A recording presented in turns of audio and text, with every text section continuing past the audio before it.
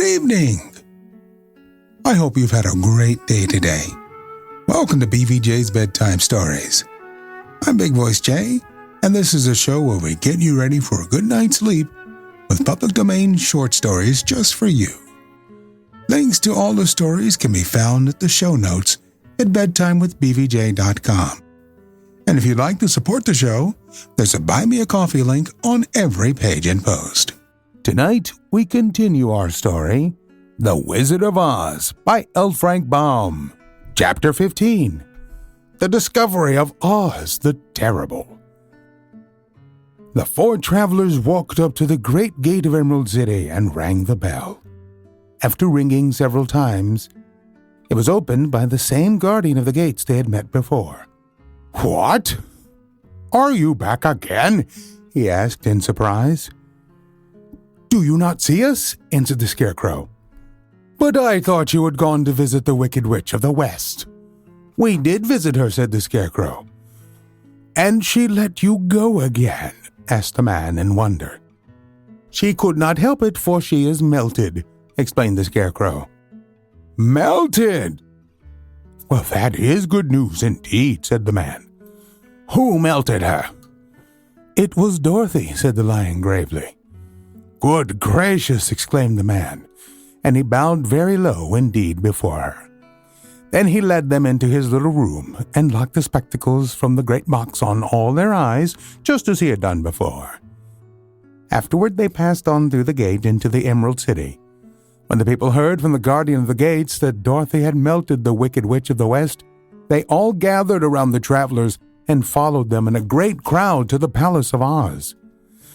The soldier with the green whiskers was still on guard before the door, but he let them in at once, and they were again met by the beautiful green girl, who showed each of them to their old rooms at once, so that they might rest until the great Oz was ready to receive them.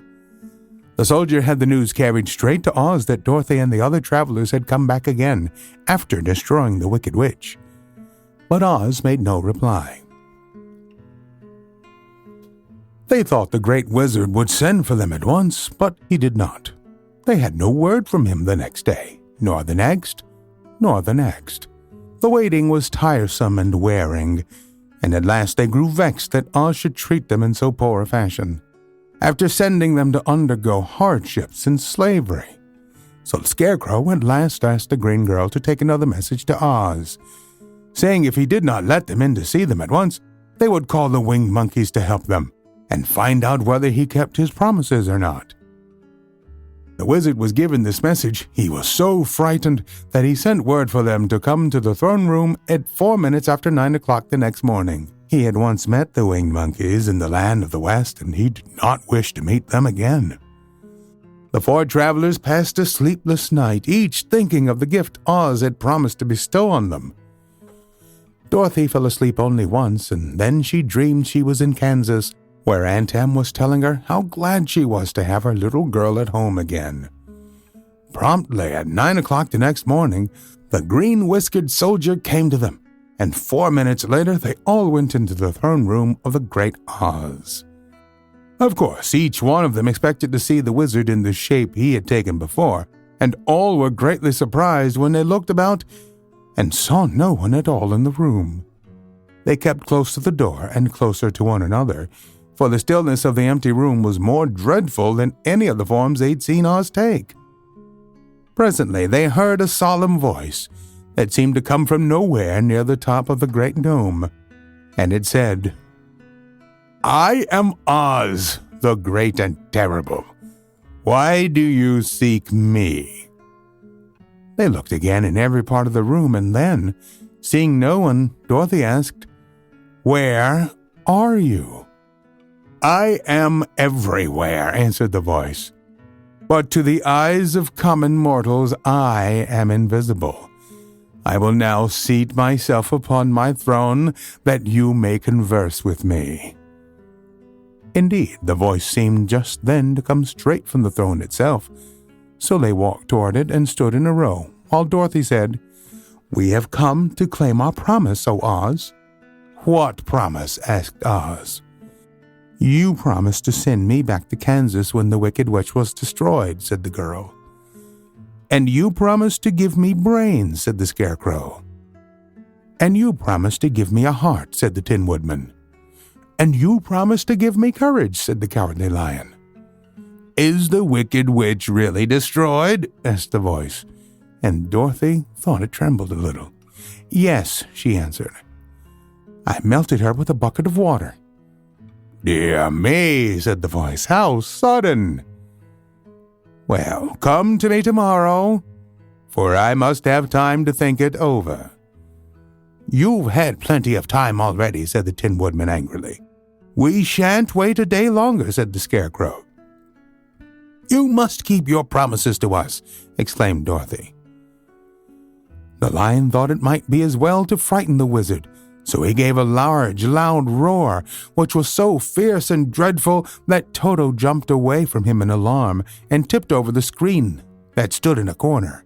As it fell with a crash, they looked that way, and the next moment all of them were filled with wonder, for they saw, standing in just the spot the screen had hidden, a little old man with a bald head and a wrinkled face, who seemed to be as much surprised as they were. The Tin Woodman, raising his axe, rushed toward the little man and cried out, "Who are you?" "I am Oz, the great and terrible," said the little man in a trembling voice. "But don't strike me, please don't, and I'll do anything you want me to." Our friends looked at him in surprise and dismay. "I thought Oz was a great head," said Dorothy. "And I thought Oz was a lovely lady," said the Scarecrow. "And I thought Oz was a terrible beast," said the Tin Woodman. "And I thought Oz was a ball of fire," exclaimed the lion. "No, you are all wrong," said the little man meekly. "I have been making believe."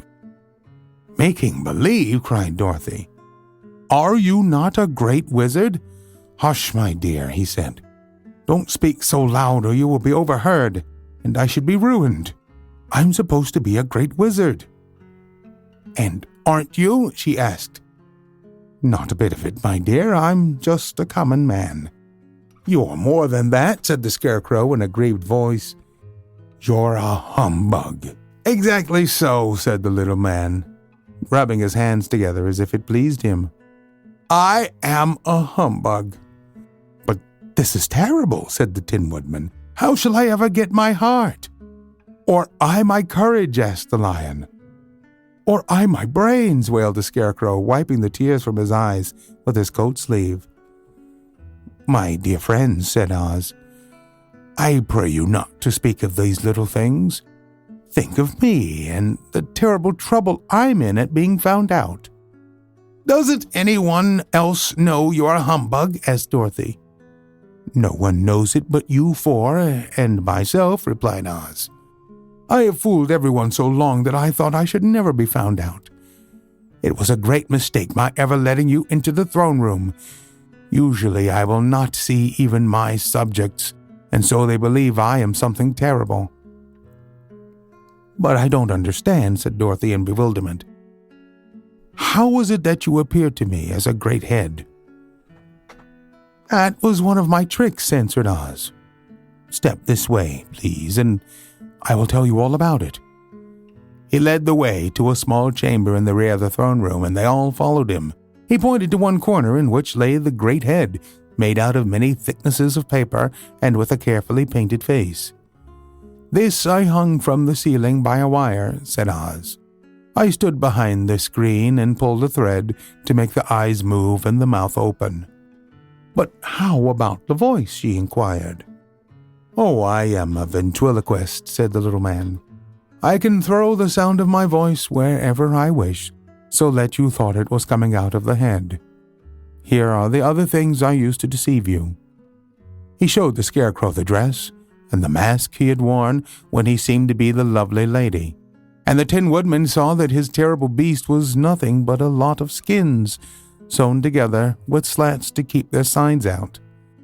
As for the ball of fire, the false wizard had hung that also from the ceiling.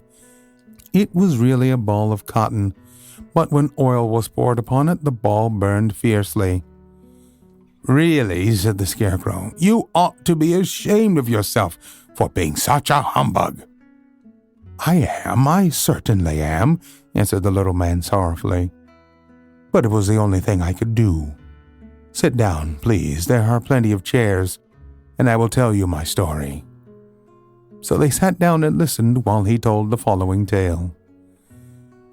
"I was born in Omaha." "Why, that isn't very far from Kansas," cried Dorothy. "No, but it's farther from here," he said, shaking his head at her sadly.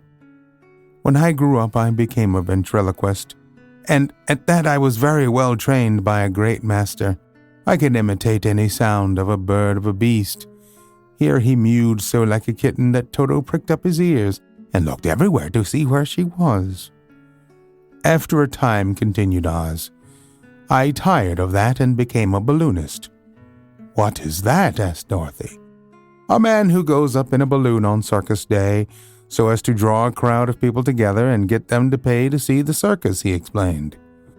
"Oh," she said, "I know. Well, one day I went up in a balloon and the ropes got twisted so that I couldn't come down again.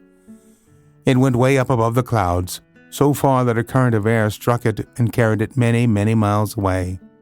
For a day and a night I traveled through the air, and on the morning of the second day I awoke and found the balloon floating over a strange and beautiful country. It came down gradually, and I was not hurt a bit. But I found myself in the midst of a strange people who, seeing me come from the clouds, thought I was a great wizard. Of course, I let them think so because they were afraid of me and promised to do anything I wished them to. Just to amuse myself and keep the good people busy, I ordered them to build this city and my palace. They did it all willingly and well. Then I thought, as the country was so green and beautiful, I would call it the Emerald City, and to make the name fit better, I put green spectacles on all the people, so that everything they saw was green." "But isn't everything here green?" asked Dorothy. "No more than in any other city," replied Oz. "But when you wear green spectacles, why, of course everything you see looks green to you. The Emerald City was built a great many years ago, for I was a young man when the balloon brought me here, and I'm a very old man now. But my people have worn green glasses on their eyes so long that most of them think it really is an Emerald City, and it certainly is a beautiful place, abounding in jewels and precious metals, and every good thing that is needed to make one happy. I have been good to the people, and they like me, but ever since this palace was built, I have shut myself up and would not see any of them. One of my greatest fears was the witches, for while I had no magical powers at all, I soon found out that the witches were really able to do wonderful things. There were 4 of them in this country, and they ruled the people who live in the north, and the south, and the east, and the west. Fortunately, the witches of the north and south were good, and I knew they would do me no harm. But the witches of the east and west were terribly wicked, and had they not thought I was more powerful than they themselves, they would surely have destroyed me. As it was, I lived in deadly fear of them for many years. So you can imagine how pleased I was when I heard your house had fallen on the wicked witch of the east. When you came to me, I was willing to promise anything if you would only do away with the other witch. But now that you have melted her, I am ashamed to say that I cannot keep my promises." "I think that you are a very bad man," said Dorothy. "Oh no, my dear, I'm really a very good man, but I'm a very bad wizard, I must admit." "Can't you give me brains?" asked the Scarecrow. "You don't need them. You are learning something every day. A baby has brains, but it doesn't know much. Experience is the only thing that brings knowledge, and the longer you are on Earth, the more experience you are sure to get." "That may all be true," said the Scarecrow, "but I shall be very unhappy unless you give me brains." The false wizard looked at him carefully. "Well," he said with a sigh, "I'm not much of a magician, as I said, but if you will come to me tomorrow morning, I will stuff your head with brains. I cannot tell you how to use them. You must find that out for yourself." "Oh, thank you," cried the Scarecrow. "I'll find a way to use them, never fear." "But how about my courage?" asked the Lion anxiously. "You have plenty of courage, I am sure," answered Oz. "All you need is confidence in yourself. There is no living thing that is not afraid when it faces danger. The true courage is in facing danger when you are afraid, and that kind of courage you have is plenty." "Perhaps I have, but I'm scared just the same," said the Lion. "I shall really be very unhappy unless you give me the sort of courage that makes one forget he is afraid." "Very well. I will give you that sort of courage tomorrow," replied Oz. "How about my heart?" asked the Tin Woodman. "Why, as for that," answered Oz, "I think you are wrong to want a heart. It makes most people unhappy. If you only knew it, you are in luck not to have a heart." "That must be a matter of opinion," said the Tin Woodman. "For my part, I will bear all the unhappiness without a murmur if you will give me the heart." "Very well," answered Oz meekly. "Come to me tomorrow, and you shall have a heart. I've played wizard for so many years that I may as well continue the part a little longer." "And now," said Dorothy, "how am I to get back to Kansas?" "We shall have to think about that," replied the little man. "Give me 2 or 3 days to consider the matter, and I'll try to find a way to carry you over the desert. In the meantime, you shall all be treated as my guests, and while you live in the palace, my people will wait upon you and obey your slightest wish.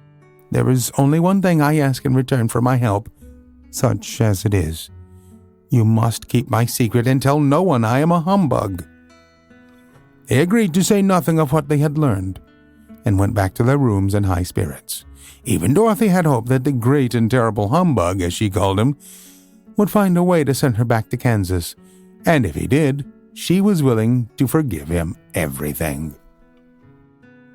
Chapter 16. The Magic Art of the Great Humbug. Next morning, the Scarecrow said to his friends, "Congratulate me!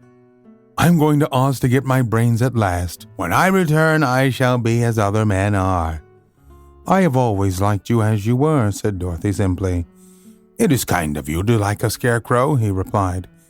"But surely you will think more of me when you hear the splendid thoughts my new brain is going to turn out."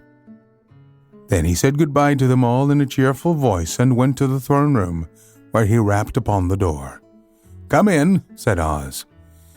The Scarecrow went in and found the little man sitting down by the window, engaged in deep thought. "I have come for my brains," remarked the Scarecrow a little uneasily. "Oh, yes. Sit down in that chair, please," replied Oz. "You must excuse me for taking your head off, but I shall have to do it in order to put your brains in their proper place." "That's all right," said the Scarecrow. "You are quite welcome to take my head off as long as it will be a better one when you put it on again." So the wizard unfastened his head and emptied out the straw. Then he entered the back room and took up a measure of bran, which he mixed with a great many pins and needles. Having shaken them together thoroughly, he filled the top of the Scarecrow's head with the mixture and stuffed the rest of the space with straw to hold it in place. When he had fastened the Scarecrow's head on his body again, he said to him, "Hereafter you will be a great man, for I have given you a lot of brand new brains." The Scarecrow was both pleased and proud of the fulfillment of his greatest wish, and having thanked Oz warmly, he went back to his friends. Dorothy looked at him curiously. His head was quite bulged out at the top, with brains. "How do you feel?" she asked. "I feel wise indeed," he answered earnestly. "When I get used to my brains, I shall know everything." "Why are those needles and pins sticking out of your head?" asked the Tin Woodman. "That is proof that he is sharp," remarked the Lion. "Well, I must go to Oz and get my heart," said the Woodman. So he walked to the throne room and knocked at the door. "Come in," called Oz, and the Woodman entered and said, "I have come for my heart." "Very well," answered the little man, "but I shall have to cut a hole in your breast, so I can put your heart in the right place. I hope it won't hurt you." "Oh, no," answered the woodman. "I shall not feel it at all." So Oz bought a pair of tinsmith's shears and cut a small square hole in the left side of the Tin Woodman's breast.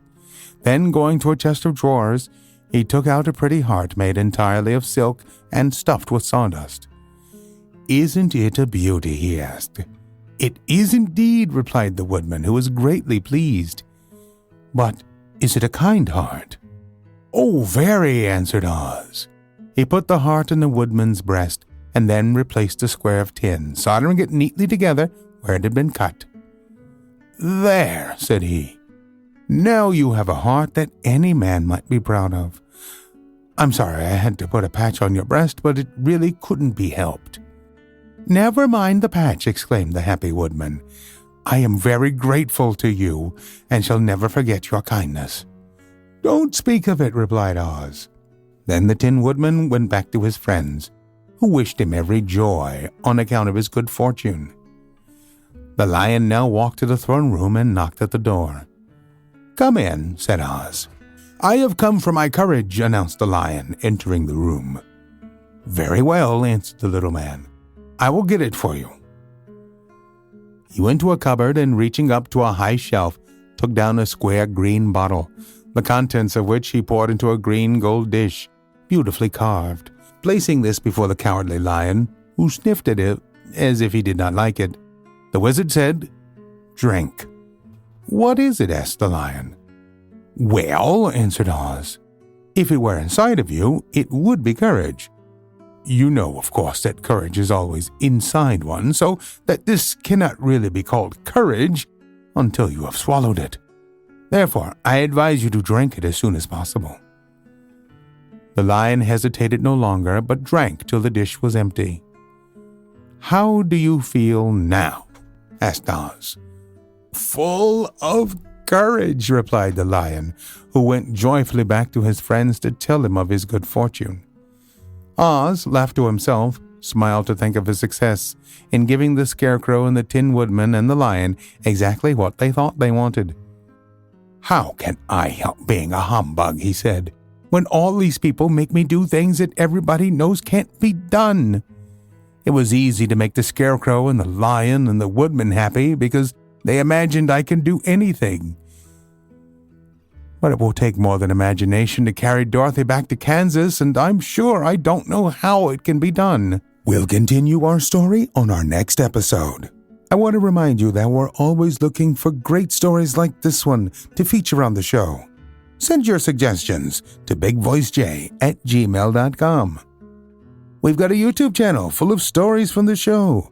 Go to tiny.cc/BVJ Bedtime. Don't forget to leave us a review on Apple Podcasts. It helps to spread the word that we're putting people to sleep every single night. And if you'd like to support the show, there's a Buy Me a Coffee link on every page and post. Thank you so much for listening.